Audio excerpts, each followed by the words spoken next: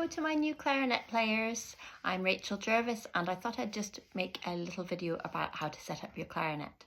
When you get your instrument home, it may feel like there's quite a lot to remember, so I thought I'd start with talking about just the mouthpiece and the barrel here and how to put on the reed. The reed is very, very fragile, so we're going to be quite careful with it. It's replaceable if it breaks, but it's best to try and keep them going as long as possible. So the reed needs to be wet to be able to vibrate properly, so we can just pop that in our mouths for a minute.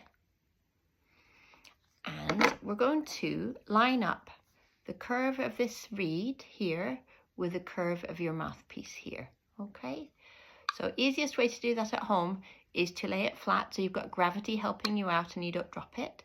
Just line that up. And what we want is for them to be just even, or seeing just a tiny little bit of black of the mouthpiece behind. Once you've done that, you can hold it flat and put your metal ligature over the top to hold it on. Just be careful when you do that. That's where a lot of people break their reed, is knocking it on the way down. So just place that over carefully and then secure it. Ideally, you'd keep the ligature below this glossy part of the reed here. Once you've done that, making your first sound is good to practice just making your sound just with this much to begin with, then you're not having to worry about fingers. So we put just this pink bit of your lip over your teeth, and that should feel firm. We can have a little smile to make sure that that's firm there, and that's where your reed will rest. The clarinet ends up sort of behind your top teeth. Rest your top teeth on the rest, and then you can just blow. The sound will be quite high because it's only a tiny little instrument like this to begin with. But that's a good way of starting. Even for your first week, you can just start by practicing putting your reed on and making a sound that way.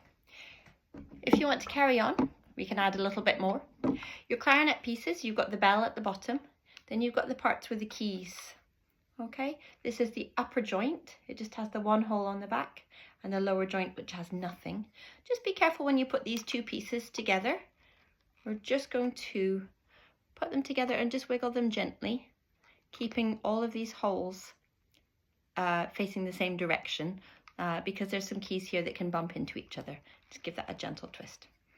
If you want to wait till the next week to do this, this is okay as well. And then we attach the clarinet. The reed will match up with this long key at the back and this thumb hole.